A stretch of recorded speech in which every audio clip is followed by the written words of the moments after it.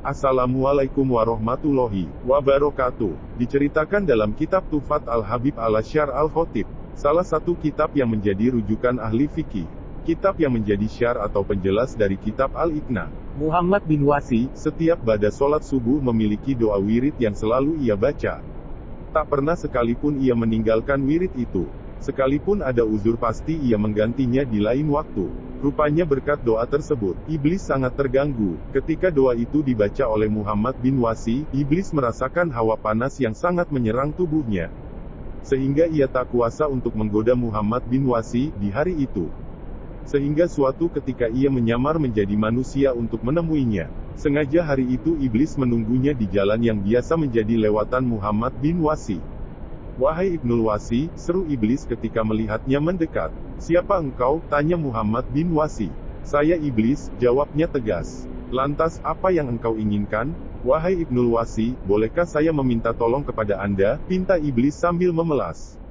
"Tolong, saya mohon," ia mengulangi lagi permintaan itu. Muhammad bin Wasi hanya mengangguk.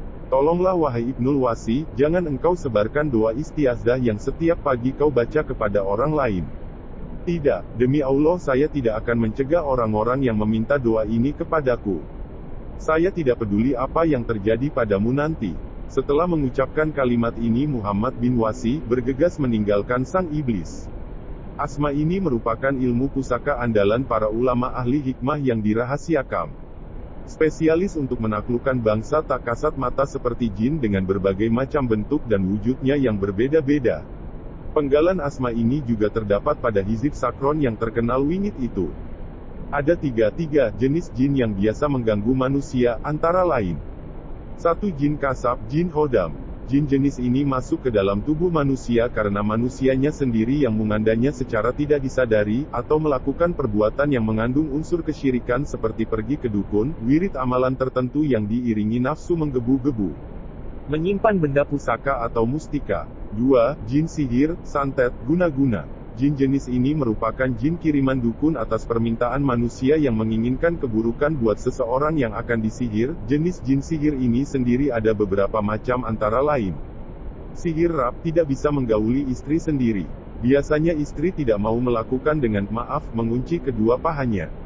Baik disadari oleh istri atau dorongan kuat untuk itu. Atau kadang istri malas menghadapi suami dengan alasan lelah, capek, ada anak-anak dan alasan lain yang tidak masuk akal berakhir dengan perceraian. Sihir mandul. Jin dikirim tukang sihir untuk menghalangi semua sperma yang masuk di saluran sel telur, atau bahkan jin diperintahkan untuk memakan setiap janin yang telah jadi selama belasan tahun.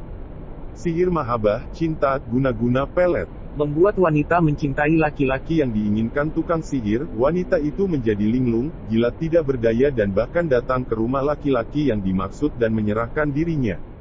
Sihir tafrik, perceraian. Sihir ini bertujuan untuk memisahkan sebuah pasangan. Sihir ini terjadi alami di pasangan suami istri, karena ada pasukan iblis yang khusus memisahkan suami istri sejak akad terjadi. Namun sihir perceraian adalah hal yang berbeda, kondisinya lebih parah, biasanya istri atau suami menjadi benci dan sering marah-marah karena hal kecil. Atau hal-hal kecil yang terjadi di rumah menjadi hal besar hingga piring beterbangan. Sihir gelisah. Sihir ini ditujukan agar objek jadi galau, ketakutan dan was-was. Mendengar bisikan, seolah-olah dibuntuti, dikejar sesuatu, ada suara memanggil, melihat makhluk aneh. Sihir malas. Sihir ini letaknya di otak, jin mendiami ubun-ubunnya dan melakukan pekerjaan bejatnya di sana. Penderita menjadi sering pusing, merasa lemah, capek, suka menyendiri, merasa terasing dan jika ia masih sekolah membuat belajarnya tidak fokus. 3. Jin nasab, keturunan leluhur. Jin jenis ini biasa masuk dalam tubuh manusia melalui perantara orang tua atau leluhurnya. Keberadaan mereka sering kali untuk menambah wibawa atau dengan alasan penjagaan diri. Jin jenis banyak didapati di kalangan bangsawan atau ningrat serta keturunannya, biasanya untuk memberikan pesona atau kewibawaan. Biasanya jin masuk dikarenakan ulah orang tua yang melakukan ritual tertentu atau orang tua yang mempunyai guru spiritual yang memberikan amalan wiritan atau minuman yang diberikan kepada anak-anaknya sehingga anak keturunannya akhirnya kemasukan jin, dan seringkali tidak disadari oleh anak keturunannya.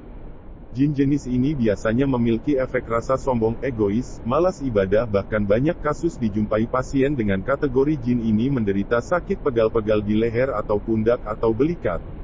Silahkan Anda baca amalan di deskripsi video sebanyak 11x. Bila di tubuh Anda ada energi negatif yang berasal dari makhluk tak kasat mata, maka seketika itu juga Anda akan merasakan efek.